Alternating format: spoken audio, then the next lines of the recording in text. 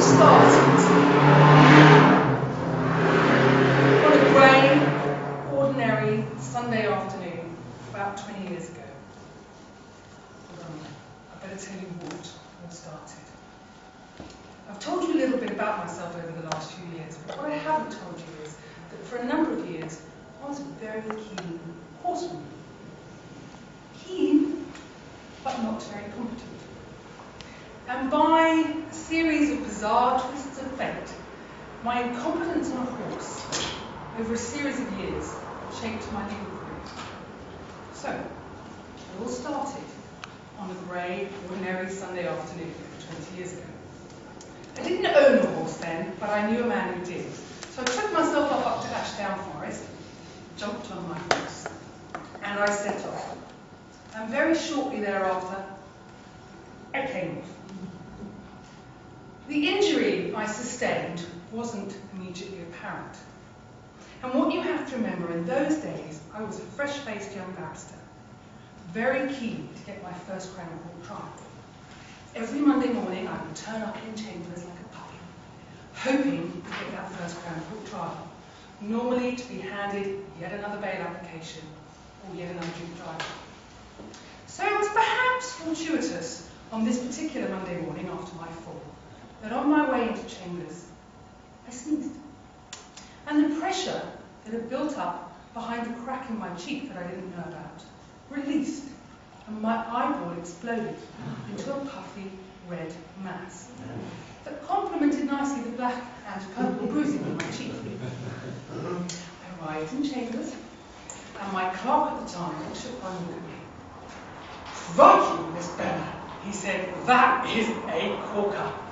We have got Johnny Harwood up at Isleworth Crown Court this morning for beating his missus, and you are perfect for that jury."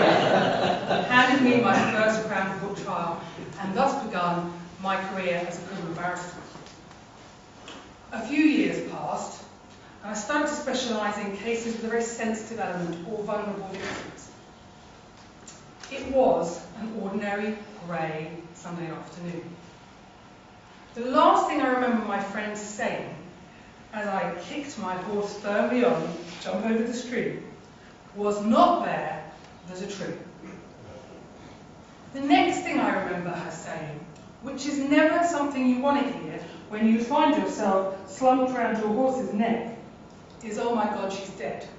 I wasn't, but the injury I sustained on that occasion was quite a lot more obvious.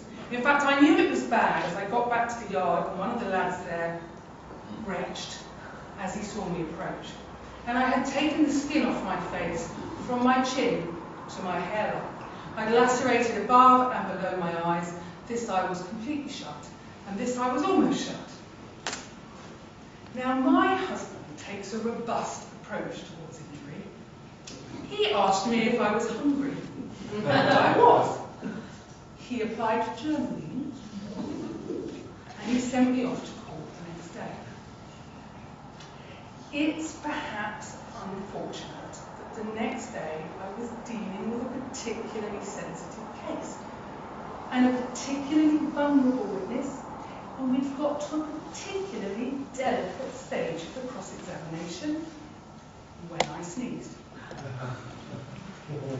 The witness was desperately upset. The judge was furious that I saw fit to turn up to court looking worse than the victim. The case had to be adjourned at vast cost to the taxpayer, and thus ended my career dealing with that particular type of case. A few years passed. It was an ordinary grey Sunday afternoon, but I had learned something. And as I felt myself spiraling through the air, I put out my hands to break my fall. 8 broken fingers, with bones sticking out at rather jointed angles.